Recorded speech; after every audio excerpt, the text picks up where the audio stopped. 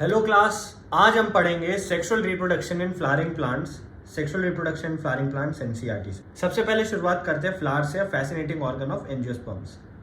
Human beings have had an intimate relationship with flowers वगैरह, ठीक है। और flowers are object of aesthetic ornament, social, religious, cultural value, ये सब भी हम समझ गए। मॉर्निंग, ग्रीफ, हैप्पीनेस, सारे इमोशंस में ये यूज होता है, ये सब हम समझ गए। अब आओ नेक्स्ट, उसमें यहाँ पे तुम्हें एक डायग्राम दिख रहा है फ्लावर का, या तुम्हें इजीली दिख जाएगा anther, petal, stigma, style, filament, ये लंबे वाले फिलामेंट होते हैं, सेपल, ओवरी। देखो सेपल और पेटल में कंफ्यूज मत होना, सेपल ग्रीन वाले होते हैं और पेटल कलरफुल होते हैं, ठीक है।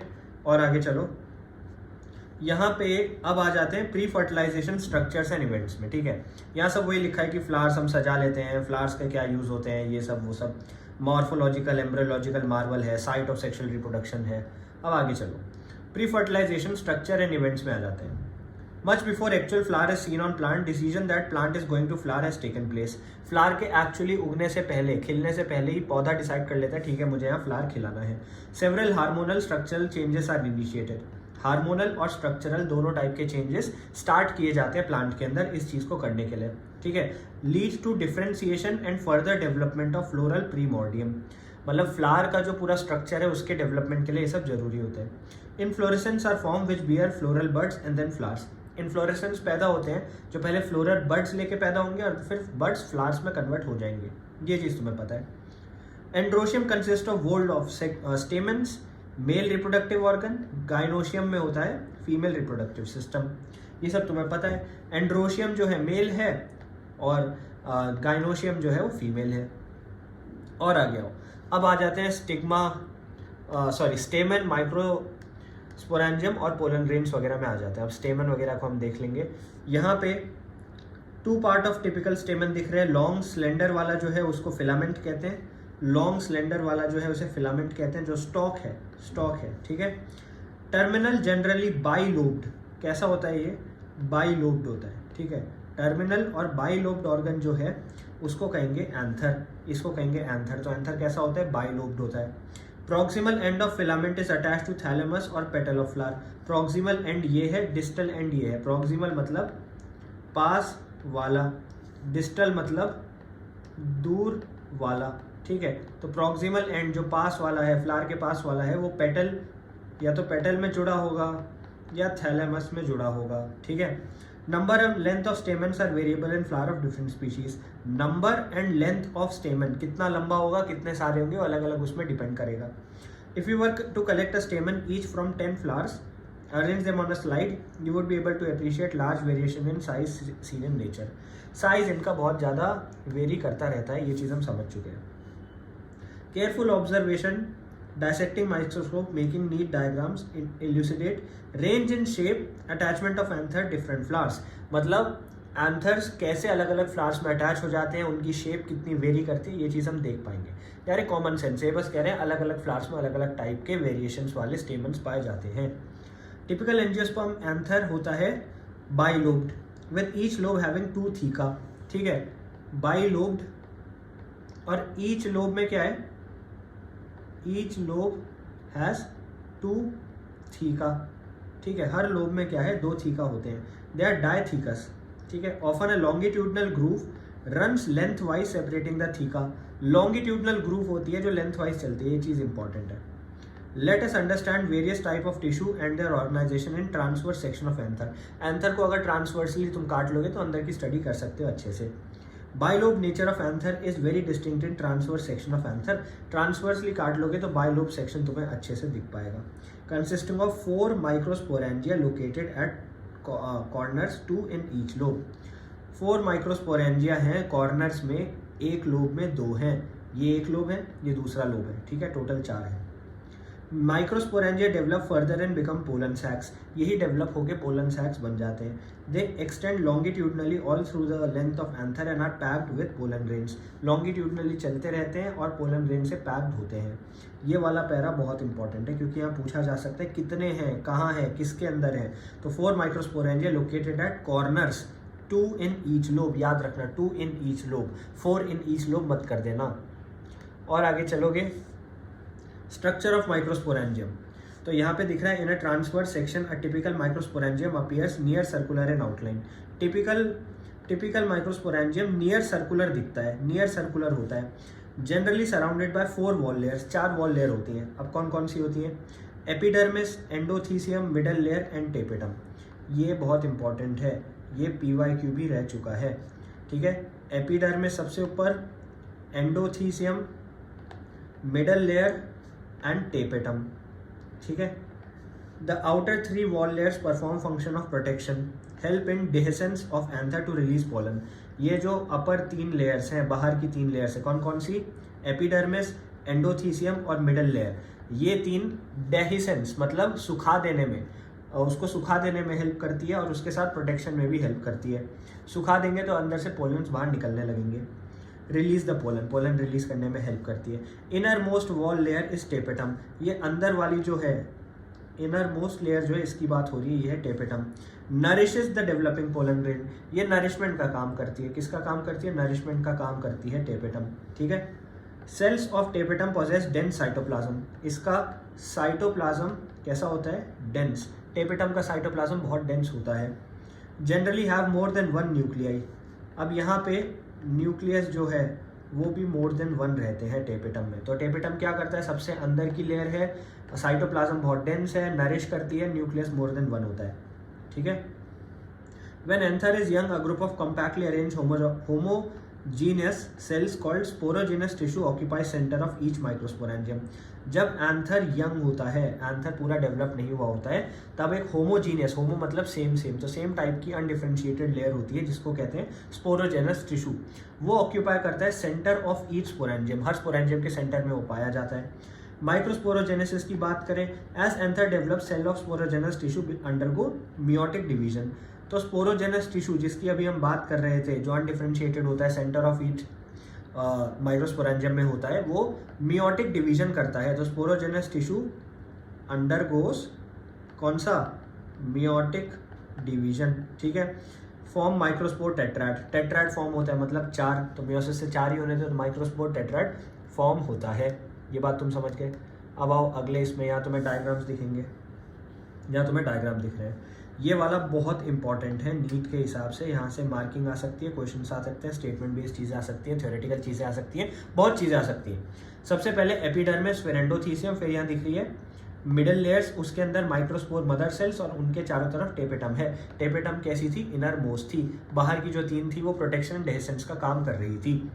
कनेक्टिव दिख रहा है यहाँ पे सबसे बाहर दिख रही है एपिडर्मिस, फिर एंडोथीसियम। स्पोरोजेनस टिश्यू दिख रहा है, तो इसका मतलब ये क्या है? यंग एंथर होगा, क्योंकि यंग एंथर में ही स्पोरोजेनस टिश्यू दिख रहा था अंदर। यहाँ पे है टेपेटम, यहाँ पे है मिडल लेयर्स। यहाँ पे आ जाओ, पोलन ग्रेन्स तुम्हें दिख रहे हैं 4, ये तुम्हें दिख रहे हैं, बाइलोब्ड स्ट्रक्चर तुम्हें दिख रहा है, ठीक है। मैच्योर डेसाइज्ड एंथर है, सबसे पहले यंग एंथर था, तो हमने यंग एंथर का पता कैसे लगा लिया? स्पोरोजेनस टिश्यू को देख के लगा लिया था। और आगे आओ, as each cell of sporogenous tissue is capable of giving rise to microspore tetrad, each cell, हर एक cell of sporogenous tissue microspore tetrad को जन्म दे सकता है। हर एक सेल माइक्रोस्पोर टेट्राड को जन्म दे सकता है, याद रखो, ठीक है। Each one is potential pollen और माइक्रोस्पोर मदर सेल, हर एक पोलन और माइक्रोस्पोर मदर सेल है। तो ईच सेल, ठीक है, each cell of sporogenous tissue, each cell of sporogenous tissue क्या है? PMC है, मतलब पोलन मदर सेल। ये चीज़ बहुत इंपॉर्टेंट है, स्टेटमेंट बेस्ड क्वेश्चंस के लिए ये चीज़ बहुत इंपॉर्टेंट है। नीट लिख दिया है, इसको पढ़ो दोबारा। Each cell of sporogenous tissue capable of giving rise to microspore tetrad, each one is potential pollen और microspore mother cell. The process of formation of microspore from pollen mother cell, PMC मतलब pollen mother cell, याद रखना, PMC मतलब pollen mother cell. Through meiosis is called microsporogenesis. Microsporogenesis वो प्रोसेस है जिसमें PNC से पोलन बनते हैं, मियोसिस के थ्रू बनते हैं, through meiosis. The microspores as they are formed are arranged in cluster of 4 cells, 4 cell के क्लस्टर में पाए जाते हैं, जिसको कहते हैं माइक्रोस्पोर टेट्राड। यहाँ पे 4 सेल के क्लस्टर होते हैं।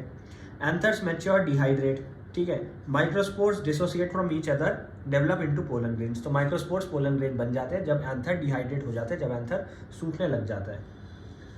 Inside each microsporangium several thousands of microspore और पोलन ग्रेन्स आर फॉर्म्ड। हर एक माइक्रोस्पोरेंजियम में हजारों पोलन ग्रेन्स फॉर्म होते हैं that are released with dehiscence of anther. जैसे ही एंथर सूख जाता है, डेहिसेंस हो जाता है, उसके साथ वो रिलीज होने लग जाते हैं। हर एक उससे हजारों निकलते हैं। पोलन ग्रेन्स की बात करते हैं। Pollen grain represents male gametophyte, very important, PYQ भी रह चुका है। वो पूछेंगे what represents male gametophyte, what represents male gametophyte. PMC से कंफ्यूज मत हो जाना। तो यहाँ पे तुम बोलोगे pollen grain represents male gametophyte. If you touch the open anthers of hibiscus और any other flower you will find deposition of yellowish powder. ये येलोइश पाउडर जो तुम्हारी उंगली पे चिपक जाएगा, यही पोलन ग्रेन्स हैं। समझ गए? अब ये अलग अलग टाइप के इलेक्ट्रॉन माइक्रोग्राफ है फ्यू पोलन्स के। तो तुमसे पूछा जाता है पोलन ग्रेन कैसे नोटिस करोगे, तो इलेक्ट्रॉन माइक्रोग्राफ से तुम कर सकते हो। अलग अलग शेप साइज देख सकते हो तुम इनका। ठीक है, अब और आगे आ जाओ। तो यहाँ पे हम अब पोलन्स के बारे में डिटेल में पढ़ेंगे, इनका स्ट्रक्चर, कैसे ये पाए जाते हैं, कैसे ये सर्वाइव करते हैं, हर चीज़। ठीक है, यहाँ पे आओगे, you will be really be amazed, variety of architecture, बहुत ज़्यादा वैरायटी यहाँ पाई जाती है, साइज, शेप, कलर, डिज़ाइन, हर चीज़ में। Pollen grain are generally spherical, ज़्यादातर समय स्फेरिकल होते हैं, मेजरिंग अबाउट 25 से 50 माइक्रोमीटर्स। 25 से 50 क्या है? माइक्रोमीटर्स। 25 से 50 माइक्रोमीटर्स इन डायामीटर। याद रखना, डायामीटर की बात हुई। ये चीज़ PYQ भी है, स्टेटमेंट बेस्ड क्वेश्चंस भी है। 25 से 50। It has prominent 2 layer wall, 2 layer की वॉल होती है। Hard outer layer exine hard outer layer होती है, बाहर की layer, made up of sporopollenin. Sporopollenin कहाँ पाया जाता है? एक्साइन में। ठीक है, which is one of the most resistant organic matter known. High temperature को विथस्टैंड कर सकता है, स्ट्रॉन्ग एसिड्स को विथस्टैंड कर सकता है, एल्कली को विथस्टैंड कर सकता है। कोई एंजाइम नहीं है जो इसको डिग्रेड करके दिखा सके। ठीक है, pollen grain exine has prominent aperture called germ pores. Aperture मतलब होता है छेद, एपर्चर मतलब होता है छेद। तो यहाँ पे ऊपर कुछ छेद हैं जिनको कहते हैं जर्म पोर्स। ठीक है, वेयर स्पोरोपोलेनिन एब्सेंट है, तो छेद है तो वहाँ स्पोरोपोलेनिन प्रेजेंट ही नहीं है। Pollen grains are well preserved as fossils. Pollen grains बहुत अच्छे से फॉसिल की तरह प्रिजर्व रहते हैं because of presence of sporopollenin. तो अगर ये सवाल वैसे PYQ है, ये सवाल PYQ है। अगर तुमसे पूछे कि फॉसिल्स की तरह प्रिजर्व्ड पोलन्स कैसे रह लेते हैं, तो तुम किसकी वजह से बोलोगे? स्पोरोपोलेनिन भाई साहब की वजह से। एक्साइन एग्जिबिट्स फैसिनेटिंग अरे of patterns and designs. Exine में होते हैं पैटर्न और डिजाइन, कंफ्यूज मत होना, इनटाइन में नहीं होते हैं। एक्साइन में होते हैं पैटर्न्स और डिजाइन। ठीक है, एक्साइन में होते हैं पैटर्न्स और डिजाइन।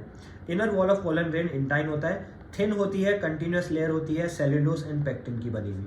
तो ये भी PYQ रह चुका है, ये भी PYQ रह चुका है। इंटाइन कैसी होती है? थिन होती है, कंटिन्यूस होती है, और किस चीज़ से बनी है? सेल्यूलोज और पेक्टिन से। सेल्यूलोज और पेक्टिन से बनी है। Cytoplasm of pollen grain is surrounded by plasma membrane. Cytoplasm किससे सराउंडेड है? प्लाज्मा मेम्ब्रेन से। When pollen grain is mature it contains 2 cells. Mature pollen grain में 2 सेल होते हैं, बहुत इंपॉर्टेंट चीज़ है, बहुत इंपॉर्टेंट चीज़ है। स्टेटमेंट बेस्ड क्वेश्चंस यहाँ से आते हैं। मैच्योर पोलन ग्रेन में 2 सेल होते हैं, वेजिटेटिव सेल और जनरेटिव सेल। कौन से 2 सेल होते हैं? एक वेजिटेटिव, एक जनरेटिव। वेजिटेटिव सेल बड़ा होता है, एबंडेंट फूड रिजर्व होती है, लार्ज इररेगुलर शेप होता है। ठीक है, न्यूक्लियस का। जनरेटिव सेल की बात करें तो छोटा होता है, floats in the cytoplasm of vegetative cell. छोटा होता है, वेजिटेटिव सेल के साइटोप्लाज्म में तैरता रहता है। स्पिंडल शेप्ड होता है, डेंस साइटोप्लाज्म होता है, न्यूक्लियस होता है। तो इसकी बात करें तो spindle shape, dense cytoplasm, nucleus. Over 60% of angiosperms में pollen grain are shed at 2 cell stage. तो ये भी एक चीज़ पूछी जा सकती है तुमसे। ओवर 60% ऑफ एंजियोस्पर्म्स में, ठीक है, ओवर 60% ऑफ एंजियोस्पर्म्स में पोलन ग्रेन्स कैसी स्टेज में शेड किए जाते हैं? तो 2 सेल स्टेज में शेड किए जाते हैं। The remaining species the generative cell divides mitotically to give rise to 2 male gametes. Generative cell, अब देखो 60% में तो तुमने बोल दिया पोलन जो है शेड करते हैं 2 सेल स्टेज में, लेकिन अगर बाकियों की बात करें तो वहाँ पे जनरेटिव सेल जो है वो डिवाइड करता है माइटोटिकली, माइटोसिस के through, to give rise to 2 male gametes. 2 male gamete को राइज देने के लिए वो ऐसे डिवाइड कर देता है। Before pollen grains are shed 3 cell stage, ठीक है, 3 सेल स्टेज में पोलन ग्रेन शेड होते हैं, उससे पहले वो ऐसा कर देता है। Pollen grains of many species cause severe allergies, allergies वगैरह हो जाती हैं, ब्रोंकियल एफ्लिक्शंस हो जाते हैं, ब्रोंकाइटिस वगैरह, ब्रोंकियल पाथवे में तुम्हारे दिक्कत आने लग जाती है, in some people often leading to chronic respiratory disorders, कुछ लोगों में क्रॉनिक रेस्पिरेटरी डिसऑर्डर्स भी इससे होने लग जाते हैं, दिक्कतें आने लग जाती है, जैसे अस्थमा हो सकता है, ब्रोंकाइटिस हो सकता है, अभी अभी मैंने बताया। It may be mention that parthenium और कैरेट ग्रास, पार्थेनियम और कैरेट ग्रास बहुत इंपॉर्टेंट है, एग्जाम्पल इंपॉर्टेंट है। पार्थेनियम और carrot grass came to India's contaminant with important wheat has become ubiquitous in occurrence and causes pollen allergy. तो pollen allergy parthenium अच्छी खासी करता है, ठीक है। पार्थ से याद रखो, पार्थ नाम का जो भी बंदा है वो बेवकूफ़ है, घटिया है, बेकार है। पार्थ क्या करता है? एलर्जी है, मुझे पार्थ से एलर्जी है, मुझे पार्थ नहीं पसंद, मुझे पार्थ से एलर्जी है, ऐसे याद रखो। यहाँ पे आगे पोलन ग्रेन्स की बात करते हैं। Pollen grains are rich in nutrients, nutrients में रिच होते हैं, कुछ एथलीट्स वगैरह इसको खाना प्रेफर करते हैं। Used as pollen tablets, food supplements, ठीक है। वेस्टर्न कंट्रीज़ में टैबलेट्स और सिरप्स की तरफ ये बिकते भी हैं। और increase performance of athletes and race horse की परफॉर्मेंस भी इंक्रीज करने में ऐसा लोग कहते हैं, करते हैं, तो कुछ लोग खा लेते हैं इस चीज़ को। और आगे चलते हैं। When once they are shed, pollen grains have to be land on stigma before they lose viability. अगर वो स्टिग्मा में लैंड नहीं होंगे तो वाइबिलिटी खो देंगे, मतलब अपना कुछ करने की क्षमता खो देंगे। They have to bring about fertilization. How long do you think pollen grains retain viability? कितनी देर तक वो जिंदा रह सकते हैं, तुम्हें कुछ पता है? In some cereals such as rice and wheat, pollen grains lose viability within 30 minutes. तो अगर मैं राइस और वीट की बात करूँ, ठीक है, तो लेस देन 30 मिनट्स में पोलन ग्रेन खराब हो जाता है अगर वो अच्छी जगह लैंड ना करे, ठीक है। In some members of Rosaceae, Leguminosae and Solanaceae they remain viable for months. तो रोजेसी, लेग्यूमिनेसी और सोलेनेसी में मंथ्स तक जिंदा रह सकता है वो। You may have heard of storing semen और sperm of many animals including humans for artificial insemination. It is possible to store pollen grains of large number of species for years in liquid nitrogen। अब -196 degree Celsius पे store होता है, याद रखना है, temperature important है। ये वाला पूरा पैरा इंपॉर्टेंट है, ये PYQ भी है और यहाँ से स्टेटमेंट बेस्ड क्वेश्चन आया है ट्रू एंड फॉल्स का। यहाँ से क्या पूछेंगे, हम पोलन ग्रेन्स को बहुत सारे समय तक प्रिजर्व करके रख सकते हैं लिक्विड नाइट्रोजन में at the temperature of -196 degree Celsius, और ऐसा क्यों कर पाते हैं, किस लेयर की वजह से कर पाते हैं? तो स्पोरोपोलेनिन की वजह से कर पाते हैं। और आगे चलते हैं। पिस्टिल, मेगास्पोरेंजियम, ओव्यूल और एम्ब्रियोसैक, अब हम यहाँ पे पहुँच चुके हैं। Gynoecium represents female reproductive part, ये चीज़ हम पहले देख चुके थे। गाइनोशियम क्या है? फीमेल रिप्रोडक्टिव पार्ट है। द गाइनोशियम में consist of single pistil, monocarpellary, और more than one pistil, multicarpellary. भाई सिंगल पिस्टल है तो मोनो मतलब one, monocarpellary. More than one तो मल्टी मतलब बहुत सारे, multicarpellary. When there are more than one pistils may be fuse together, pistil एक साथ फ्यूज टुगेदर हो सकते हैं। तो अगर फ्यूज्ड है तो यहाँ वर्ड आएगा सिन कार्पस, ठीक है। मे बी फ्री, अगर फ्री होंगे तो एपोकार्पस, अगर फ्री है तो एपो, याद रखना। अगर फ्यूज्ड है तो सिन और फ्री है तो एपो, फ्यूज्ड है तो सिन, फ्री है तो एपो, ठीक है। Each pistol has 3 parts, pistol के 3 पार्ट होते हैं, स्टिग्मा, स्टाइल, ओवरी। स्टिग्मा जो है लैंडिंग प्लेटफॉर्म की तरह काम करेगा पोलन ग्रेन के लिए। स्टाइल जो है एलोंगेटेड स्लेंडर पार्ट है, और basal burst part of pistil is ovary. सबसे नीचे जो बल्जिंग वाला पार्ट होता है उसको कहते हैं ओवरी। ओवरी के अंदर होते हैं ओव्यूल्स, क्या होते हैं? ओव्यूल्स, ठीक है। Inside ovary is ovarian cavity, इसको लॉक्यूल भी कहते हैं, ये है ओवेरियन कैविटी जिसको हम लॉक्यूल कहते हैं। Placenta is located inside ovarian cavity, यहाँ बीच बीच में प्लासेंटा भी पाया जाता है। Recall definition type of placenta, बहुत सारे टाइप के होते हैं, ठीक है। अब आ जाओ नेक्स्ट इसमें। यहाँ पे तुम्हें कुछ डायग्राम्स दिख रहे हैं, इन डायग्राम्स को ढंग से देखो, इन डायग्राम्स को ढंग से देखो। यहाँ सबसे पहले आ जाता है स्टिग्मा सबसे ऊपर, स्टाइल स्लेंडर पार्ट जो था, और ओवरी जो था बल्जिंग वाला पार्ट था। थैलेमस सबसे नीचे वाला दिख रहा है। सिनकार्पस फ्यूज टुगेदर, सिनकार्पस के साथ कौन सा वर्ड यूज़ किया था हमने? सिनकार्पस के साथ फ्यूज्ड यूज़ किया था, सिनकार्पस फ्यूज्ड। स्टिग्मा यहाँ दिख रहा है, ये क्या है? ये कार्पल्स है। तो सी तुम्हें क्या दिख रहा है? मल्टी कार्पेलरी एपोकार्पस, ये है एपोकार्पस, मतलब फ्री है यहाँ पे सब। ये वाला डायग्राम बहुत इंपॉर्टेंट है, ये वाला डायग्राम नीट के हिसाब से बहुत इंपॉर्टेंट है, क्योंकि एक ही ये चीज़ है। ये वाला डायग्राम नीट के हिसाब से बहुत इंपॉर्टेंट है, याद रखो, ठीक है। दोबारा बोल रहा हूँ, पॉज करो, इसको देखो। ये वाला डायग्राम नीट के हिसाब से बहुत इंपॉर्टेंट है, क्योंकि यहीं से क्वेश्चन आते हैं। यहाँ पे तुम्हें दिख रहा है टिपिकल एनाट्रोपस ओव्यूल, यहाँ क्या दिख रहा है? एनाट्रोपस ओव्यूल, इसलिए ये इंपॉर्टेंट है। अब नीट में तुमसे एनाट्रोपस ओव्यूल पूछ लेंगे तो तुम कहोगे भैया ये तो आउट ऑफ सिलेबस हो गया, एनाट्रोपस तो हमने कभी पढ़ा ही नहीं। तो यहाँ तुम्हें दिख तो रहा है एनाट्रोपस, तुमने लेबलिंग नहीं देखी कभी। एनाट्रोपस यहाँ पे क्या हो रहा है? फ्यूनिकल, माइक्रोपाइल, माइक्रोपाइलर पूल, ये सब किसके पास है? ये सब हाइलम के पास है, ये याद रखना, ठीक है। चालाजा दूर है, चालाजा से दूर है ये सब, ये चीज़ तुम याद रखना। और आगे चलो, और आगे चलो, ठीक है। यहाँ पे देखो क्या लिख रहा है, arising from placenta are megasporangia commonly called ovules. Ovules बराबर मेगास्पोरेंजिया, ओव्यूल्स बराबर मेगास्पोरेंजिया, ये शब्द याद रखो। ओव्यूल्स और मेगास्पोरेंजिया इंटरचेंजेबल हैं। Number of ovules in ovary में भी 1। अगर वीट, पैडी, मैंगो की बात करें तो ओवरी कितनी है, एक ही है। टू मैनी मतलब papaya, watermelon, orchid. Papaya, watermelon, orchid में ज़्यादा होते हैं, वीट, पैडी, मैंगो में एक होता है। ये नीट के लिए बहुत इंपॉर्टेंट पैरा है, ये नीट के लिए बहुत इंपॉर्टेंट पैरा है, इसको ढंग से पढ़ना। Statement based question true false वगैरह पूछ सकते हैं। मेगास्पोरेंजियम की बात करें, ovule, let us familiarise ourselves with the typical angiosperm ovule, ठीक है। ओव्यूल जो है स्मॉल स्ट्रक्चर होता है, attach to placenta, means of stalk. Funicle, funicle क्या है, फ्यूनिकल है स्टॉक, ठीक है। बॉडी की बात करें तो fuses with funicle in the reason called hilum, hilum की जगह से वो फ्यूज करता है, हाइलम की जगह से वो फ्यूज करता है। Hilum represents junction between ovule and funicle, तो हम हाइलम को कह सकते हैं, हाइलम को कह सकते हैं junction between ovule and funicle, junction between ovule and funicle. Each ovule has 1 or 2 protective envelopes called integuments. तो इंटेग्यूमेंट्स क्या करते हैं, इंटेग्यूमेंट्स प्रोटेक्ट करते हैं, ठीक है, इंटेग्यूमेंट्स प्रोटेक्ट करते हैं। इंटेग्यूमेंट्स एनसर्कल न्यूसेलस, न्यूसेलस को एनसर्कल करते हैं, except at the tip where small opening present है, उसको कहते हैं माइक्रोपाइल। माइक्रोपाइल क्या है, माइक्रोपाइल ओपनिंग है। ये कीवर्ड्स है जो तुम्हें बता रहा हूँ, पेपर में यही कीवर्ड्स आएंगे तो कंफ्यूज मत होना। माइक्रोपाइल ओपनिंग है।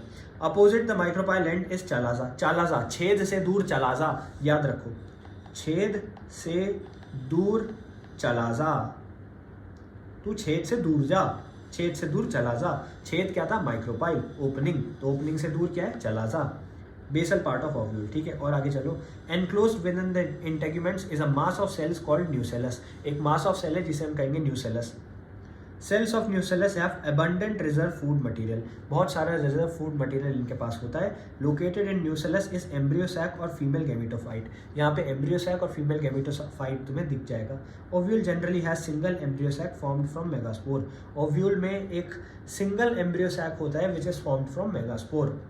और आगे चलो, megasporogenesis, process of formation of megaspore from megaspore mother cell is called megasporogenesis. समझ गए, मेगास्पोरोजेनेसिस क्या है, मेगास्पोर का बनना।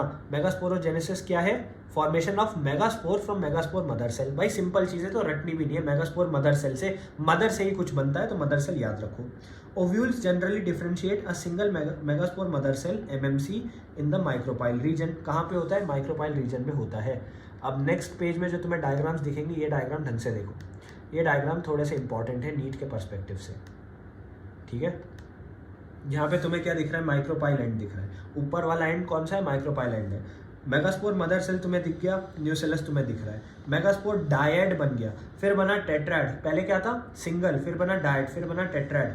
उसके बाद यहाँ पे तुम्हें ये क्या दिख रहा है, ये क्या दिख रहा है जल्दी बताओ, ये 248 सेल्ड स्टेज है, 248 न्यूक्लिएट स्टेज है, 248 न्यूक्लिएट स्टेज है, 248 न्यूक्लिएट स्टेज है, ठीक है। ये मैच्योर एम्ब्रियो सैक है, यहाँ पे मैच्योर एम्ब्रियो सैक तुम्हें दिख रहा है। यहाँ पे सिनर्जिड्स दिख रहे हैं, यहाँ एग दिख रहा है, central cell, 2 polar nuclei, antipodal तुम्हें एक जगह दिख रहे हैं। सिनर्जिड्स दिख गए, फिलीफॉर्म एपरेटस दिख रहे हैं, micropyle end, polar nuclei, central cell, antipodal, chalaza end, छेद से दूर चालाजा, माइक्रोपाइल छेद, चालाजा दूर है, अपोजिट एंड में है। ये चीज़ तुम देख लेना। और आगे चलते हैं।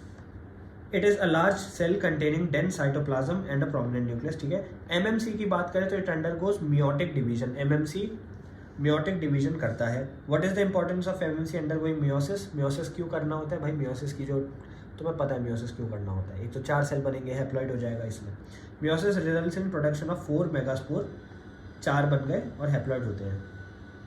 Female gametophyte, majority of flowering plants में 1 of the megaspore is functional while the other 3 degenerate. बहुत इंपॉर्टेंट लाइन है, बहुत इंपॉर्टेंट लाइन है। एक तो फंक्शनल रह जाता है लेकिन बाकी 3 डीजेनरेट हो जाते हैं। Only functional megaspore develops into female gametophyte, embryo sac, खाली फंक्शनल वाला ही डेवलप हो पाता है। This method of embryo sac formation from a single megaspore is termed as monosporic. ये बहुत इंपॉर्टेंट है, मोनोस्पोरिक।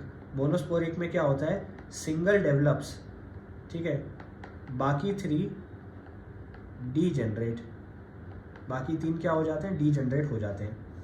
और आगे चलते हैं, आ जाओ और आगे चलते हैं, जल्दी से ख़त्म करेंगे यार। एनसीईआरटी पढ़नी बहुत ज़रूरी है, तुम्हें अभी सेल्फ स्टडी भी करनी है, ठीक है। तो जितनी जल्दी ये ख़त्म कर सकते हैं करने की कोशिश करेंगे।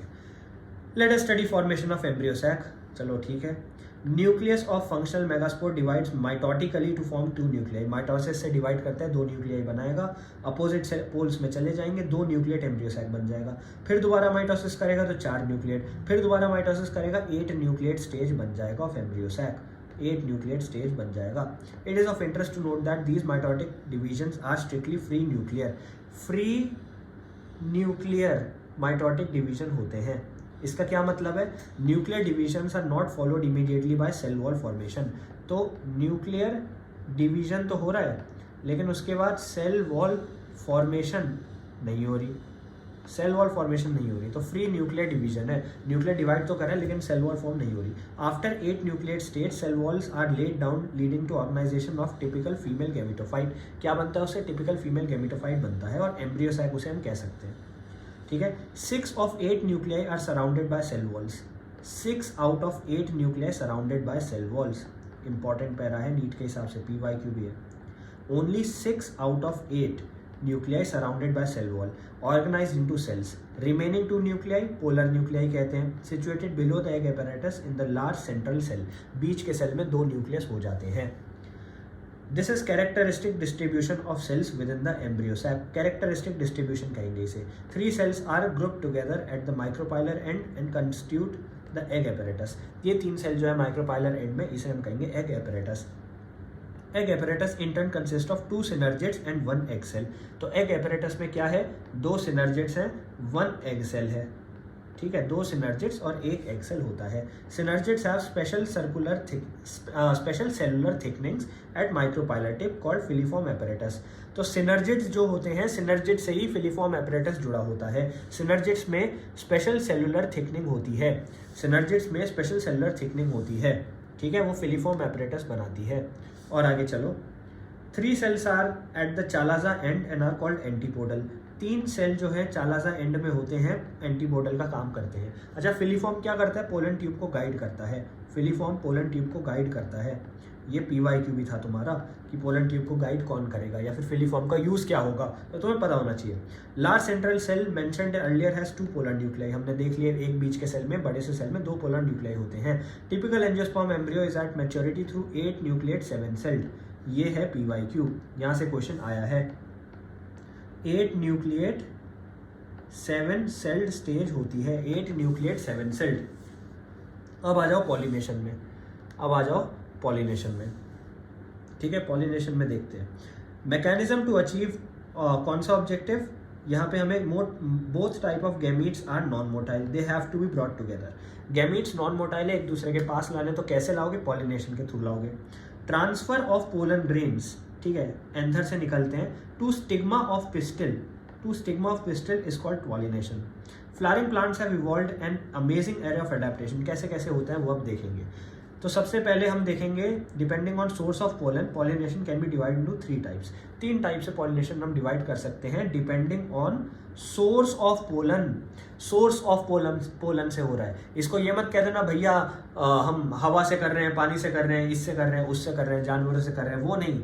ये सोर्स ऑफ पोलन पे डिपेंडेंट है, वेक्टर्स पे नहीं है, ठीक है। अब सबसे पहले autogamy. In this type pollination is achieved with in the same flower, with in the same flower, एक ही फ्लावर के अंदर पॉलिनेशन कर देते हैं। Transfer of pollen grains from anther to stigma at the same flower, ठीक है। Normal flower which opens and exposes flowers, autogamy is rather rare. जो flower पूरा खिल जाएगा उसमें बाहर से भी आ सकता है, इसके बाहर भी जा सकता है, तो ऑटोगैमी थोड़ी रेयर हो जाती है। लेकिन अगर व्हाट इफ अगर फ्लावर खिले ही ना, फ्लावर बंद रहे, तो अंदर ही अंदर सब काम हो जाएगा। तो यहाँ क्या होता है? Autogamy in such flower requires synchrony in pollen release stigma, ठीक है। Anther stigma should be close so that self pollination can occur. अच्छा, इन्होंने एक चीज़ बोली है, अभी वो जो क्लिस्टोगैमी की बात कर रहा था मैं, वो अभी आगे आएगा कि फ्लावर खुले ही ना, लेकिन इन्होंने एक चीज़ बोली, इन्होंने ये बोला कि ठीक है व्हाट इफ फ्लावर खुल जाए, व्हाट इफ फ्लावर खुला हुआ है, ठीक है। अब अगर फ्लावर खुला हुआ है, तुम चाह रहे हो अंदर ही अंदर ऑटोगैमी वो दिखाए, तो वो कैसे दिखाएगा कि अंदर जिस समय पे पोलन मैच्योर हो रहा है उसी समय पे पिस्टल मैच्योर होना चाहिए, ताकि पोलन पिस्टल इंटरेक्शन अच्छे से हो सके। और सेकेंड चीज़ क्या होनी चाहिए? क्लोज टू ईच अदर होने चाहिए, ताकि रिलीज होते ही चिपक जाए। Some plants such as Viola common pansy, Oxalis, Commelina produce 2 type of flowers, 2 type के फ्लावर बनाते हैं। एक होता है कैस्मोगैमस, कैस्मोगैमस मतलब open, which are similar to flowers of other species, exposed anthers and stigma मतलब ओपन है। दूसरा होता है क्लीस्टोगैमस, क्लीस्टोगैमस में क्या होता है, डू नॉट ओपन, फ्लावर्स खुलते नहीं है। इससे क्या होता है, anthers and stigma lie close to each other, एक दूसरे के पास रहते हैं। When anthers dehiscence in flower buds, pollen grains come in contact with stigma, जैसे ही एंथर सूख जाता है, पोलन निकलते हैं, वो सीधा स्टिग्मा में जाके चिपक जाते हैं to effect pollination. Thus cleistogamous flowers are invariably autogamous, सारे फ्लावर्स जो क्लीस्टोगैमी दिखाते हैं वो सारे ऑटोगैमस होते हैं। ठीक है, इंपॉर्टेंट लाइन है, सारे क्लीस्टोगैमी वाले ऑटोगैमस होते हैं। There is no chance of cross pollination. Cleistogamous flowers produce assured seed set even in absence of pollinator. अब अगर मधुमक्खी हो या ना हो, ततैये हो या ना हो, इंसेक्ट हो या ना हो, इनका क्या काम क्यों बिगड़ेगा? ये तो अंदर ही रहता है, फ्लावर तो बंद रहता है, तो अंदर ही अंदर पॉलिनेशन होना है, तो एश्योर्ड सीड सेट बनता है। तो बाहर के पॉलिनेटर्स में, एक्सटर्नल पॉलिनेटर्स में इनका कोई ज़्यादा वो नहीं होता, डिपेंडेंसी नहीं होती। अच्छा, एडवांटेज क्या है, डिसएडवांटेज क्या है? एडवांटेज क्या है, डिपेंडेंसी नहीं है, श्योर सीड सेट बनेगा। डिसएडवांटेज क्या है कि भाई दूसरा और नहीं आएगा तो वेरिएशंस नहीं जनरेट होंगे, एवोल्यूशन में थोड़ा पीछे रह सकता है। अब आते हैं गाइटोनोगैमी। गाइटोमोगैमी की बात करें, गाइटोनोगैमी की, तो transfer of pollen grains from anther to stigma of another flower of same plant. Flower अलग होना चाहिए लेकिन प्लांट सेम रहेगा, याद रखना, फ्लावर अलग लेकिन प्लांट सेम रहेगा। Although gaetonogamy is functionally cross-pollination involving a pollinating agent, genetically it is similar to autogamy। भाई जेनेटिकली तो सेम है, क्योंकि भाई फ्लावर्स अलग है लेकिन एक ही पौधे पे उगे हुए हैं ना।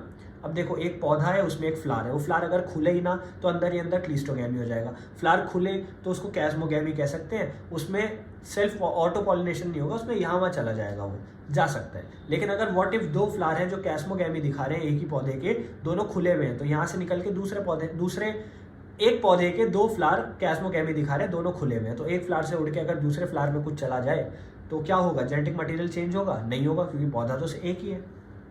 अब आ जाते हैं जीनोगैमी में। Pollen grain from anther to stigma of different plant, this is only in type of pollination which during pollination brings genetic different type of pollen grains to stigma. भाई जेनेटिकली डिफरेंट पोलन ग्रेन्स लाने हैं तो xenogamy करना पड़ेगा, क्योंकि पौधा ही इसमें अलग होगा। अब आ जाओ एजेंट ऑफ पॉलिनेशन में। एजेंट ऑफ पॉलिनेशन में फाइनली तुम देखोगे पौधा किससे पॉलिनेशन कर रहा है, पानी से, हवा से, किस चीज़ से। प्लांट्स यूज 2 एबायोटिक, एबायोटिक कौन से, विंड और water, and 1 biotic animals agents, इनको यूज़ करते हैं। Majority of plants use biotic agents, ज़्यादातर प्लांट्स बायोटिक एजेंट्स को यूज़ करते हैं, मतलब एनिमल्स को, इंसेक्ट्स को वगैरह वगैरह। Only small portion of plants use abiotic agents, बहुत छोटा पोर्शन ऑफ प्लांट्स है जो असल में एबायोटिक एजेंट्स को यूज़ करता है। Pollen grains coming in contact with stigma has a chance factor in both wind and water। Wind और वाटर में चांस फैक्टर है कि क्या पता हवा यहाँ को चले, पोलन ग्रेन यहाँ को उड़ के आ जाए। To compensate for this uncertainties associated loss of pollen grains, flower produces enormous amount of pollens when compared to number of ovules present in pollination। अब इसमें क्या होता है भाई, चांस फैक्टर है, क्या पता हवा यहाँ को चले, क्या पता पोलन यहाँ को आए, तो इसलिए क्या करते हैं, बहुत सारे पोलन प्रोड्यूस करते हैं, बहुत सारे। ओव्यूल्स कम है लेकिन पोलन भर भर के करते हैं, कहीं भी हवा जाए कहीं तो पहुंच ही जाएगा हमारा pollen. Pollination by wind is more common amongst abiotic pollinators. Abiotic pollinators में विंड वाली सबसे कॉमन होती है, ठीक है। It also requires that pollen grains जो है लाइट हो, नॉन स्टिकी हो। पोलन ग्रेन कैसे हो, लाइट और नॉन स्टिकी, तो विंड करंट में ट्रांसपोर्ट किए जा सके। वेल एक्सपोज्ड स्टेमन होते हैं, कैसे, वेल एक्सपोज स्टेमन होते हैं। पोलन्स ईजिली डिस्पर्स हो जाए। Large often feathery stigma, large often feathery stigma, ये 2023 इस साल का क्वेश्चन है, इस साल का क्वेश्चन है ये, मैंने अभी नीट दिया, इस साल का क्वेश्चन है ये। लार्ज ऑफन फेदरी स्टिग्मा किस में पाया जाता है, तो large often feathery stigma easily trap airborne pollen grains, ठीक है। wind pollinated flower often have single ovule होता है। numerous flowers packed into inflorescence, ये सारी चीज़ें इंपॉर्टेंट है, ये इसी साल आई है। बहुत सारे फ्लावर्स पैक्ड होते हैं एक इन्फ्लोरेसेंस में। फेमिलियर एग्जाम्पल है कॉर्न कॉब का। Tassels you see are nothing but stigma and style.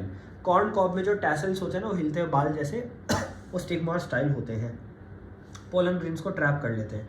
Wind pollination quite common होती है ग्रासेस में, ग्रासेस में विंड पॉलिनेशन कॉमन होती है। अब आ जाते हैं पॉलिनेशन ऑफ वाटर में। पॉलिनेशन बाय वाटर रेयर होती है, ठीक है। खाली 30 जेनेरा ये दिखाते हैं, कितने 30 जेनेरा दिखाते हैं, नीट के हिसाब से इंपॉर्टेंट है। मोस्टली मोनोकॉट ये दिखाते हैं। Water regular mode of transport था मेल गैमीट्स में among lower plants. Lower plants में तुमने देखा था कि भाई वाटर तो चाहिए ही चाहिए था सेक्सुअल रिप्रोडक्शन दिखाने के लिए। अगर फर्टिलाइजेशन करनी है तो लोअर प्लांट्स में पानी की बहुत सख्त आवश्यकता थी, लेकिन अब तुम देख रहे हो कि भाई पॉलिनेशन हायर प्लांट्स में पानी की जगह बहुत कम होता है। एल्गी, ब्रायोफाइट, टेरिडोफाइट को पानी की बहुत सख्त आवश्यकता थी। Particularly for some bryophytes and pteridophytes distribution is limited. ये चीज़ हम पहले देख चुके थे प्लांट किंगडम में कि टेरिडोफाइट्स हर जगह नहीं उग सकते, क्योंकि उन्हें डैम्प, मॉइस्ट और शेडी एनवायरनमेंट चाहिए और कूल चाहिए, ठीक है, इसलिए वो हर जगह नहीं उग पाते। जियोलॉजिकल रिस्ट्रिक्शंस है उनके ऊपर। Some examples of water pollinated plants के वेलिसनेरिया एंड हाइड्रेला, दो दे रखे हैं, वेलिसनेरिया और Hydrilla. Grow in fresh water, several marine sea grasses such as Zostera. Several marine sea grasses, देखो 3 एग्जाम्पल हो गए, Vallisneria, Hydrilla and Zostera. Zostera क्या होता है? Sea grass. ये क्या है? मेरीन। ये दो क्या है? फ्रेश वाटर, ठीक है। और आगे चलते हैं। Not all aquatic plants use water for pollination. सारे एक्वाटिक प्लांट्स पानी यूज नहीं करते पॉलिनेशन के लिए। In majority of aquatic plants such as water hyacinth, water hyacinth याद रखो, water hyacinth Eichhornia, water lily. Water hyacinth और water lily में क्या होता है? Flowers emerge above the level of water, flowers ऊपर आ जाते हैं पानी के लेवल से। पॉलिनेटेड बाय इंसेक्ट और विंड, इंसेक्ट और विंड से पॉलिनेट होता है। किन में? Water lily and water hyacinth में। इंपॉर्टेंट है, PYQB है। वाटर लिली और वाटर हाइसिंथ में पॉलिनेटेड बाय इंसेक्ट और विंड, पानी से नहीं होता, पानी में रहता है लेकिन पानी से नहीं होता। मोस्ट ऑफ लैंड प्लांट्स की तरह। वेलिसनेरिया में क्या होता है? Female flower reach the surface of water by long stalk and male flowers और pollen grains are released on to the surface of water. Vallisneria में फीमेल फ्लावर जो है ऊपर उठते उठते सर्फेस ऑफ वाटर तक आ जाता है, ठीक है। Female flower reach the surface of water, long stock होती है। मेल फ्लावर जो है और मेल फ्लावर और पोलन ग्रेन जो है वो सरफेस ऑफ वाटर में ही छोड़ देते हैं। दे आर कैरिड पैसिवली, अपने आप पानी की धारा के साथ बहते रहते हैं बाय वाटर करंट्स, ठीक है। Some of them eventually reach female flowers, फिर इवेंचुअली कोई ना कोई फीमेल फ्लावर तक पहुंच जाता है, स्टिग्मा में पहुंच जाता है। Another group of water pollinated plant such as sea grass. Sea grass क्या था? जोस्टेरा, जोस्टेरा की बात हो रही है। यहाँ क्या हो रहा है? Female flowers remain submerged in water, यहाँ फीमेल फ्लावर सरफेस तक नहीं आती, पानी के अंदर ही रहती है। Pollen grains are released inside the water, यहाँ पोलन ग्रेन्स पानी के अंदर ही रिलीज होते हैं, सरफेस पे नहीं होते हैं, ठीक है। Pollen grains in many such species are long ribbon like and they are carried passively inside the water. यहाँ पे पोलन ग्रेन्स कैसे हैं? लंबे हैं, रिबन जैसे हैं और पानी के अंदर ही पैसिवली बहते रहते हैं करंट के साथ। Some of them reach the stigma, achieve pollination, some of them stigma पहुंच जाते हैं, पॉलिनेशन कर पाते हैं। In most of water pollinated species pollen grains are protected from wetting by mucilaginous covering. बहुत सारी ऐसी स्पीशीज जहाँ पे वाटर से पॉलिनेशन होता है, यहाँ पे हम चाहते नहीं कि हमारा पोलन खराब हो जाए, तो इसलिए उसके ऊपर एक शीट होती है, म्यूसिलेजियस शीट, म्यूसिलाज मतलब म्यूकस जैसी शीट होती है। Both wind and water pollinated flowers are not very colourful, ज़्यादा कलरफुल नहीं होते, नेक्टर भी प्रोड्यूस नहीं करते क्योंकि उन्हें ज़रूरत नहीं है। यहाँ पे एबायोटिक फैक्टर्स से हो रहा है ना, तो उनको ज़रूरत ही नहीं है इंसेक्ट वगैरह को अट्रैक्ट करने की, तो अगर इंसेक्ट को अट्रैक्ट नहीं करना तो क्यों करना है फालतू का ऐसा drama. Majority of flowering plants use range of animals pollinating agents के लिए, बहुत सारे एनिमल्स का यूज़ करते हैं, जैसे बीज, बटरफ्लाइज, फ्लाइज, इन सब का यूज़ करते हैं ये सब, ठीक है। Ants, moth, bird, sunbird, hummingbird, ये सब यूज़ होता है। Among animals insect particular bees are dominant, bees ज़्यादातर यूज़ करते हैं। Even larger animals such as primates, lemurs और एर्बोरियल, ट्री ड्वेलिंग, रोडेंट्स और even reptiles, gecko lizard and garden lizard भी ऑल्सो यूज़ होते हैं। Often flowers of animal pollinated are specifically adapted, जो animal से पॉलिनेशन कराना चाहते हैं वो एनिमल्स के हिसाब से अपने आप को अडेप्ट करके बैठे हैं। Majority of insect pollinated flowers are large, colorful, fragrant, rich in nectar. When flower is small, number of flowers are clustered into inflorescence to make them conspicuous. या तो बड़ा होगा, कलरफुल होगा, आकर्षित करेगा, और अगर छोटा है तो बहुत सारे ग्रुप हो जाएंगे ताकि अपने आप को बड़ा दिखा सके। Animals are attracted to flower by color और fragrance, या तो कलर देख के आएंगे या खुशबू सुन के आएंगे। Flowers pollinated by flies and beetles have foul odour, मतलब बदबू आती है जिनके, ताकि फ्लाइज और बीटल्स वगैरह उनसे अट्रैक्ट हो सके। ठीक है। Nectar and pollen grains are usual floral reward. Reward है भाई, तुम पॉलिनेट करो, हम बदले में तुम्हें नेक्टर देंगे और थोड़े से पॉलन ग्रेन तुम भी खा लेना। For harvesting rewards from flowers animal visitors come in contact with anther stigma, body of animal gets coating of pollen grains. And वो जो भी इंसेक्ट वगैरह है वो अंदर आएगा खाने के लिए इनको नेक्टर वगैरह को, और उसकी वजह से पॉलन ग्रेन्स उसके ऊपर लग जाएंगे, फिर दूसरे पौधे में जाएगा तो पॉलिनेशन हो जाएगा। In some species floral rewards are providing safe place to lay eggs. कुछ स्पीशीज में अंडे देने की सेफ जगह वो दे देते हैं। For an example is that of tallest flower of amorphophallus. Amorphophallus tallest flower होता है जहाँ पे युक्का मॉथ आता है, ठीक है, 6 फीट का होता है। A similar relationship exist between a species of moth and plant yucca, where both species, moth and the plant, cannot complete their life cycle without each other. moth और plant, yucca moth जो है ऐसा ही relationship दिखाता है। moth deposits its egg in locule of ovary and the flower in turn gets pollinated by the moth। ठीक है, flower in turn pollinate हो जाता है। बस अब अंतिम सांसें ले रहा है ये चैप्टर भी तुम्हारा। आउट ब्रीडिंग डिवाइसेस में आ जाओ सीधा। Majority of flowering plants produce hermaphrodite flowers and pollen grains are likely to come in contact with stigma of the same flower। hermaphrodite मतलब एक ही में मेल भी फीमेल दोनों होना, तो बहुत चांस है अंदर ही मेल फीमेल में इंटरेक्शन हो जाए। Continued self pollination results in inbreeding depression। अगर सेल्फ पॉलिनेशन चलता रहा तो इनब्रीडिंग डिप्रेशन आ सकता है, मतलब क्वालिटी विगर वगैरह गिर सकता है। Flowering plants develop many devices to discourage self pollination. Self pollination ना हो उसके लिए काफ़ी सारी चीज़ें करी हैं। एनकरेज क्रॉस पॉलिनेशन, ठीक है। Pollen release and stigma receptivity are not synchronised. मतलब पॉलन ग्रेन जब रिलीज होगा तो स्टिग्मा तभी रिसेप्टेबल नहीं बनेगा, मतलब मैंने पॉलन तो मैच्योर करके रिलीज कर दिया लेकिन स्टिग्मा रेडी नहीं है उसे लेने के लिए। Pollen is release before stigma और stigma become receptive much before the release. या तो पॉलन पहले रिलीज होगा या स्टिग्मा पहले रिसेप्टिव बन जाएगा, दोनों साथ में नहीं होंगे। Anther and stigma placed at different positions. अलग अलग पोजीशन में भी प्लेस कर सकते हो, अगर आसपास ही प्लेस करोगे तो इजीली पॉलिनेट हो पाएगा। Pollen can not come in contact, ठीक है। Both these devices prevent autogamy. Autogamy को प्रिवेंट करने के लिए ये किए गए हैं। एक और डिवाइस जो है to prevent in breeding is self incompatibility. Self incompatibility सबसे कॉम्प्लेक्स है। यहाँ पे क्या है, अपना ही पोलन अपने ही पिस्टल के साथ इंटरेक्ट नहीं कर सकता, जेनेटिक मैकेनिज्म है, सेल्फ पॉलिनेशन को प्रिवेंट करने के लिए है, ठीक है। अब another device to prevent self pollination is production of unisex flower. या तो यूनिसेक्स फ्लावर ही पैदा कर दो, एक फ्लावर के अंदर मेल फीमेल दोनों है ही नहीं, या तो मेल है या फीमेल है। अब और आगे चलो, if both male and female flowers are present on same plant such as castor and maize, जो कि मोनोशियस, मोनोशियस मतलब मेल फीमेल दोनों एक ही में हो, prevents autogamy but not geitonogamy. Autogamy तो प्रिवेंट कर सकते हो लेकिन गाइटोनोगैमी कैसे करोगे, एक ही पौधे में अलग 2 फ्लावर्स है, दोनों फ्लावर्स आपस में कर लेंगे। पोलन पिस्टल इंटरेक्शन पे पहुंच जाओ। Pollination does not guarantee the transfer of the right type of pollen, compatible pollen होगा।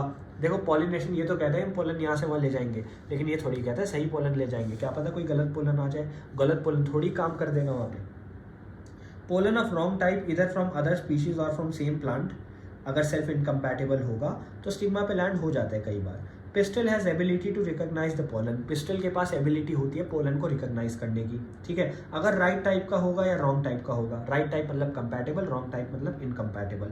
अगर राइट टाइप का होगा तो पिस्टल एक्सेप्ट कर लेगा और प्रमोट्स पॉलिनेशन, तो पोस्ट पॉलिनेशन के इवेंट फिर चालू हो जाएंगे। पोलन ट्यूब बनेगी, antipodal, pollen nuclei, egg cell, synergid, ये सब हम भी देखने वाले हैं। ये डायग्राम्स बहुत इंपॉर्टेंट है, यहाँ पर खासकर वेजिटेटिव न्यूक्लियस जो दिख रहा है तुम्हें, फिलीफॉर्म एपरेटस जो दिख रहा है, सेंट्रल सेल, एग न्यूक्लियस, ये सब वो मेल गैमीट्स, ये सब वो मार्किंग के लिए पूछ सकते हैं। लीड्स टू फर्टिलाइजेशन, इससे क्या होगा, फर्टिलाइजेशन हो जाएगी। मतलब अगर सही टाइप का होगा, केमिकल यहाँ पे केमिकल कंपैटिबिलिटी देखी जाती है। पोलन रॉन्ग टाइप का होगा तो पिस्टल रिजेक्ट्स द पोलन, ठीक है।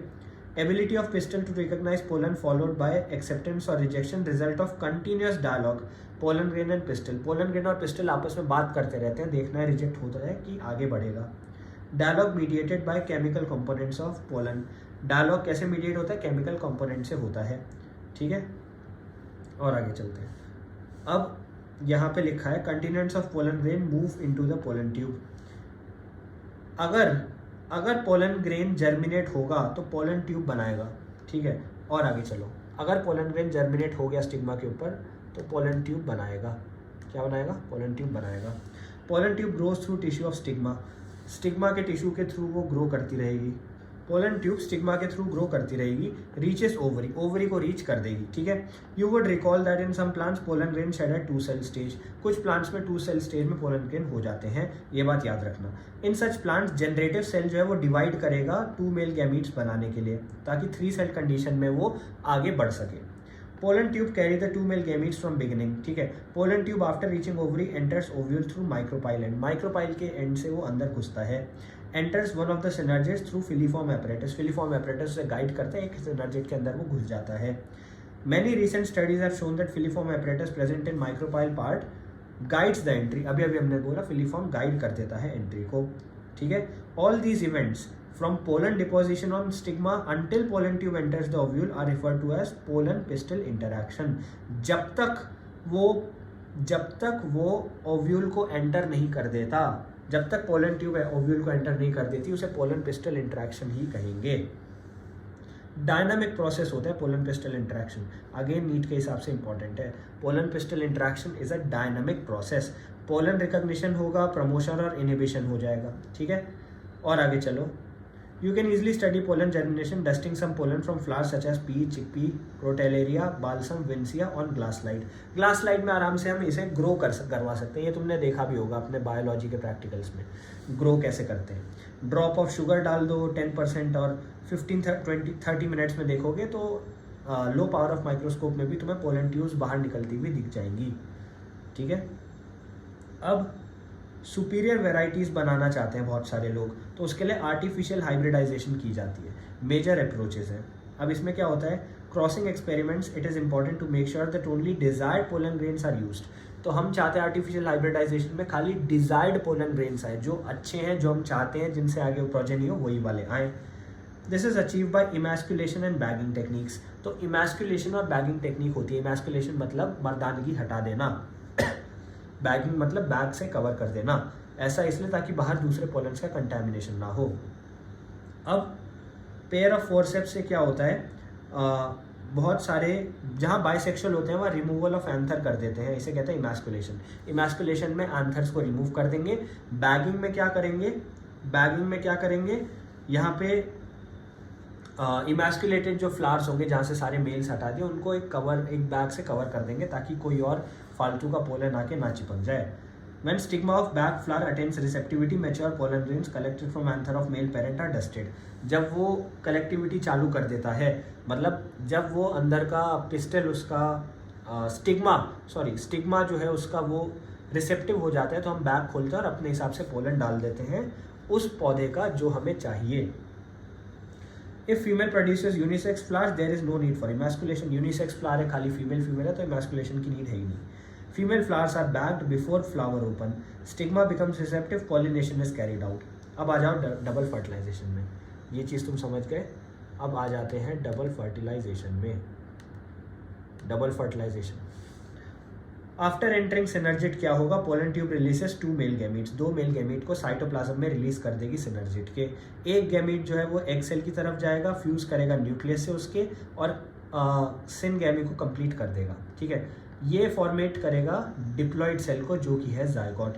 दूसरा मेल गैमीट क्या करेगा, वो मूव करेगा टुवर्ड्स 2 पोलर न्यूक्लियाई जो सेंट्रल सेल में था, लोकेटेड इन सेंट्रल सेल, उनके साथ फ्यूज कर देगा और फिर प्रोड्यूस करेगा ट्रिप्लॉइड प्राइमरी एंडोस्पर्म न्यूक्लियस। ये PYQ है, ये नीट के लिए बहुत इंपॉर्टेंट है। एक तो वहीं आ गया और दूसरा कहाँ चला गया, सेंट्रल सेल में 2 पोलर न्यूक्लियाई के साथ फ्यूज करके ट्रिप्लॉइड प्राइमरी एंडोस्पर्म न्यूक्लियस बना दिया। यहाँ फ्यूजन ऑफ 3 हैप्लॉइड न्यूक्लियाई होते हैं, तो इसलिए ट्रिपल फ्यूजन इसको कहते हैं। Since 2 type of fusion syngamy and triple fusion take place, तो इसे डबल फर्टिलाइजेशन भी कहते हैं। Central cell after triple fusion becomes primary endosperm cell, PEC। Triple fusion के बाद सेंट्रल सेल जो है प्राइमरी एंडोस्पर्म सेल बन जाता है, PEC। ये फिर एंडोस्पर्म में डेवलप कर जाता है, जायगोट डेवलप कर जाता है एम्ब्रियो में। सिंपल। यहाँ पे तुम्हें जो डायग्राम दिख रहे हैं बहुत इंपॉर्टेंट है, इसको पॉज करके एक बार ज़रूर देख लेना। और आगे चलते हैं पोस्ट फर्टिलाइजेशन इवेंट्स में। तो यहाँ स्ट्रक्चर्स एंड इवेंट्स पे आ जाओ। तो following double fertilization events of endosperm, embryo development, maturation of ovule, seeds वगैरह हो जाता है। कलेक्टिवली इसे कहते हैं पोस्ट फर्टिलाइजेशन इवेंट। सीड बनना, फ्रूट बनना, इन सबको पोस्ट फर्टिलाइजेशन इवेंट कहते हैं। वो सारे इवेंट जो फर्टिलाइजेशन के बाद होंगे, ठीक है। वो सारे इवेंट्स जो फर्टिलाइजेशन के बाद होंगे इन्हें पोस्ट फर्टिलाइजेशन इवेंट कहते हैं। अब यहाँ पे एक चीज़ और दिख रही है, अब आते हैं हम एंडोस्पर्म में। एंडोस्पर्म क्या चीज़ है हम देख लेते हैं। अब यहाँ एंडोस्पर्म में तुम्हें दिख रहा है endosperm development precedes embryo development. ये चीज़ जो है PYQ भी है, स्टेटमेंट बेस्ड क्वेश्चन भी है, और बहुत बार यहाँ से क्वेश्चन उठ सकता है ट्रू फॉल्स में। Endosperm development precedes embryo development, मतलब एंडोस्पर्म पहले डेवलप होता है बजाय कि एम्ब्रियो के। क्यों? क्योंकि प्राइमरी एंडोस्पर्म सेल डिवाइड करेगा और ट्रिप्लॉइड एंडोस्पर्म टिश्यू बनाएगा। ये क्या करता है? ये रिजर्व्ड फूड मटेरियल स्टोर करता है। क्या करता है? रिजर्व्ड फूड मटेरियल स्टोर करता है। ठीक है, रिजर्व फूड मटेरियल स्टोर करेगा, न्यूट्रिशन में हेल्प देगा यंग एम्ब्रियो के, डेवलपिंग एम्ब्रियो के। Most common type of endosperm development में PEN undergo successive nuclear divisions. Primary endosperm nucleus जो है PEN जो है सक्सेसिव न्यूक्लियर डिविजन्स करेगा। Give rise to free nuclei, free nuclei को राइज कर देगा। This stage of endosperm development को कहते हैं फ्री न्यूक्लियर एंडोस्पर्म। क्या कहते हैं? Free nuclear endosperm. इसके बाद सेल वॉल फॉर्मेशन होती है, एंडोस्पर्म सेलुलर बन जाता है। नंबर ऑफ फ्री न्यूक्लियाई जो हैं वो बिफोर सेलुलराइजेशन जो थे वो ग्रेटली वेरी करते रहते हैं, अलग अलग पौधों में अलग अलग तरीके से हो सकते हैं। कोकोनट वाटर की बात करें, जो टेंडर कोकोनट से आपको मिलता है वो फ्री न्यूक्लियर एंडोस्पर्म है। क्या है? Free nuclear endosperm. Thousands of nuclei से बना है। सराउंडिंग व्हाइट कर्नल जो है वो सेलुलर एंडोस्पर्म है। अंदर का है फ्री सेलुलर एंडोस्पर्म, और व्हाइट कर्नल जो है सॉफ्ट जो होता है जिसको खाते हुए सेलुलर एंडोस्पर्म। एंडोस्पर्म में आइदर भी कंप्लीटली कंज्यूम्ड, या तो पूरा कंज्यूम हो जाएगा डेवलपिंग एम्ब्रियो से, जैसे पी, ग्राउंडनट, बीन्स में, या फिर परसिस्टेंट रहेगा मैच्योर सीड्स में। मतलब हो सकता है कभी कभार मैच्योर सीड्स उसे पूरा खत्म ना करें और वो स्टिल परसिस्टेंट रहे, जैसे कैस्टर और कोकोनट में। कैस्टर और कोकोनट में वो रहते हैं। ठीक है, और आगे आ जाते हैं, एम्ब्रियो की बात करते हैं। अब हम बात करेंगे एम्ब्रियो की। Embryo develops at micropylar end. Embryo कहाँ डेवलप करता है? माइक्रोपाइलैंड में ऑफ एम्ब्रियो सैक में, जहाँ जाइगोट सिचुएटेड था। जाइगोट डिवाइड करता है only after a certain amount of endosperm is formed. पहले एंडोस्पर्म फॉर्म होगा सर्टेन अमाउंट तक, उसके बाद ही जाइगोट डिवाइड करेगा, क्योंकि भाई जाइगोट नहीं चाहता मैं बिना खाना रेडी हुए बैठ जाऊँ। This is adaptation to provide assured nutrition to developing embryo. ये एक अडेप्टेशन है जो इंश्योर करेगा कि भाई फूड वहाँ प्रेजेंट हो ही हो डेवलपिंग एम्ब्रियो के लिए। Though the seed differ greatly, early stages of embryo development, embryogeny are similar. Monocot and dicot. Monocot और dicot दोनों में early stages जो होते हैं एम्ब्रियोजेनी के, एम्ब्रियोजेनेसिस के, वो सिमिलर रहते हैं। ठीक है, अब यहाँ पे एक डायग्राम तुम्हें दिख रहा है, इस डायग्राम को ढंग से देखो। ये दोनों डायग्राम्स देखो, plumule, cotyledon, hypocotyl, radicle, root cap. दूसरे में तुम्हें दिख रहा है scutellum, coleoptile, shoot, apex, epiblast, radicle, root cap, coleorhiza. ये जो है ये ग्रास का है। ये किसका है? ग्रास का है। ग्रास क्या होती है? मोनोकॉट होती है। तो ये मोनोकॉट का तुम्हें दिख रहा है। और आगे चलते हैं, zygote gives rise to pro embryo. Zygote किसको राइज देगा? प्रो एम्ब्रियो को देगा। Subsequently into globular, heart shaped और मैच्योर एम्ब्रियो। पहले प्रो एम्ब्रियो, फिर ग्लोबुलर, हार्ट शेप्ड और मैच्योर एम्ब्रियो को देगा। तो ये सीक्वेंस याद कर लो, ये नीट के हिसाब से इंपॉर्टेंट है। और आगे चलते हैं, टिपिकल डाइकॉट एम्ब्रियो जो है consist of embryonal axis and 2 कॉटिलेडॉन्स। एक एम्ब्रियोनल एक्सिस होता है, 2 कॉटिलेडॉन होते हैं। Portion of embryonal axis above level of cotyledon epicotyl. जो लेवल ऑफ कॉटिलेडॉन से ऊपर होता है उसे कहते हैं एपिकोटाइल, और वो एंड करता है प्लूम्यूल और स्टेम टिप में। ठीक है, below the level of cotyledon जो होता है उसे कहते हैं हाइपोकोटाइल। उसके एंड में होता है रेडिकल और रूट टिप। रूट टिप को कवर करता है रूट कैप। ठीक है, और आगे चलो, एम्ब्रियो ऑफ मोनोकॉट की बात करें तो उसमें खाली एक कॉटिलेडॉन होता है। ग्रास फैमिली मोनोकॉट में ही आती है, और इसको कहते हैं स्क्यूटेलम। एक कॉटिलेडॉन जो होता है उसको कहते हैं स्क्यूटेलम। एक ही कॉटिलेडॉन और उसे कहते हैं scutellum. Situated towards one side, एक ही साइड होता है, लेटरल साइड होता है। और लोअर एंड में embryonal axis has radicle and root cap. Lower axis में रेडिकल और रूट कैप पाई जाती है। ये चीज़ तुम्हें पता है, ये चीज़ तुम्हें पता है। अब अनडिफरेंशिएटेड शीथ होती है कोलियोराइजा की। Portion of embryonal axis above the level of attachment of scutellum की बात करें तो उसे एपिकोटाइल कहेंगे। Above epicotyl. एपिकोटाइल का एक शूट एपेक्स होता है, एक लीफ प्राइमोर्डिया होता है, एनक्लोज्ड इन हॉलो फॉलियर स्ट्रक्चर जिसे कहेंगे कोलियोप्टाइल। कोलियोप्टाइल और कोलियोराइजा स्ट्रक्चर्स याद रखना, एक ऊपर होता है एक नीचे होता है। ठीक है, अब आ जाते हैं हम सीड में। अब किस में आ गए? हम सीड में आ गए। एंजियोस्पर्म की बात करते हैं तो final product of sexual reproduction क्या है? Final product of sexual reproduction है सीड। ठीक है, फर्टिलाइज्ड ओव्यूल कहा जाता है इसे। सीड को क्या कहते हैं? Fertilised ovule. सीड क्या है? फर्टिलाइज्ड ओव्यूल है। Seeds are formed inside fruits, fruits के अंदर सीड फॉर्म होता है। और सीड कोट होता है, कॉटिलिडॉन होता है, एम्ब्रियोनल एक्सेस होता है, कॉटिलिडॉन्स होते हैं। ये सारी चीज़ें होती हैं एक सीड के अंदर। अब कॉटिलिडॉन क्या होता है?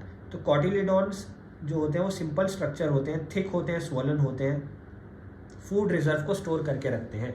लेग्यूम्स जैसे पौधों में कॉटिलिडॉन खाना स्टोर करते हैं। अब मैच्योर सीड जो है वो नॉन एल्ब्यूमिनस हो सकते हैं या फिर एक्स एल्ब्यूमिनस हो सकते हैं।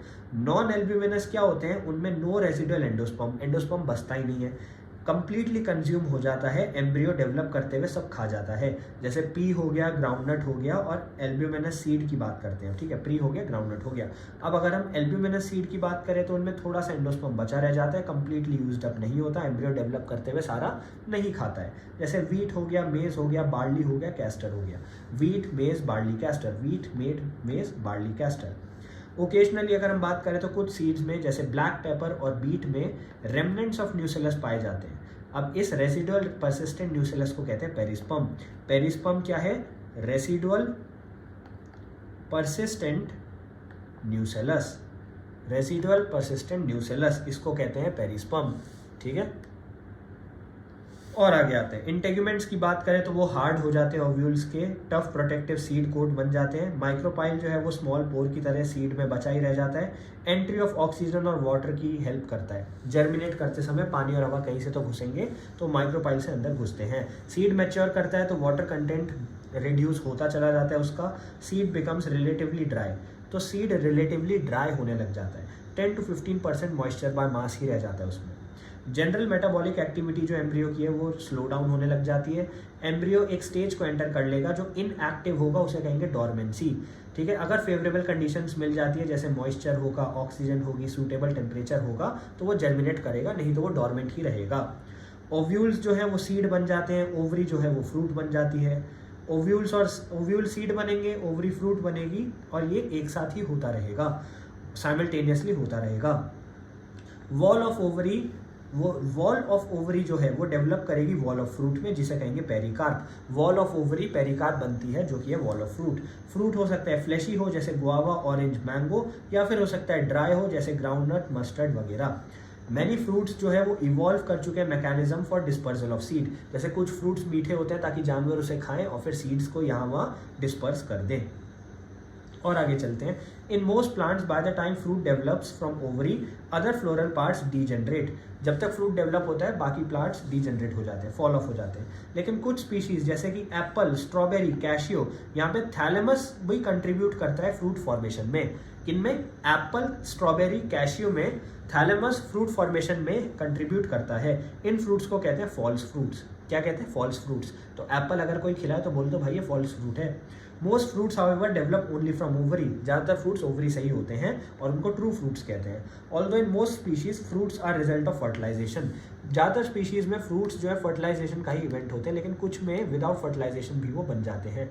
कुछ में विदाउट फर्टिलाइजेशन भी वो बन जाते हैं। इनको कहते हैं पार्थेनोकार्पिक फ्रूट्स। बनाना इसका एग्जाम्पल है। पार्थेनोकार्पी की बात करें तो उसको इंड्यूस कर सकते हैं through the application of growth hormones. अब कौन से ग्रोथ हार्मोन? अब बहुत सारे ग्रोथ हार्मोन है जिनसे पार्थेनोकार्पी आप कर सकते हो इंड्यूस, जैसे ऑक्सिन। ऐसे फ्रूट्स को हम कहेंगे सीडलेस फ्रूट्स, ठीक है। इनमें सीड ही नहीं होता है। Seeds offer several advantages to angiosperms. भाई बहुत सारे एडवांटेजेस सीड्स के। अच्छा ये बताओ पार्थेनोकार्पी में सीड क्यों नहीं फॉर्म हो रहा? क्योंकि सेक्सुअल रिप्रोडक्शन नहीं हुआ था। Firstly, since reproductive processes such as pollination, fertilization are independent of water, seed formation is more dependable. अब सीड फॉर्मेशन बहुत ज़्यादा डिपेंडेबल हो जाती है क्योंकि रिप्रोडक्टिव प्रोसेसेस जैसे पॉलिनेशन, फर्टिलाइजेशन इंडिपेंडेंट होते हैं वाटर के, ठीक है। Seed have better adaptive strategy. Seed ज़्यादा अच्छे से अडाप्ट कर सकते हैं अपने आप को। आगे बढ़ने से पहले ये डायग्राम्स यहाँ देख लो। ये डायग्राम्स तुमसे काफ़ी बार पूछे चले जाते हैं, इनको पॉज करके देखो। अब अंतिम सांसें ले रहा है चैप्टर, अंतिम सांसें ले रहा है, अंतिम सांसें ले रहा है चैप्टर। बस लास्ट का 5 मिनट और 5 मिनट और चलो।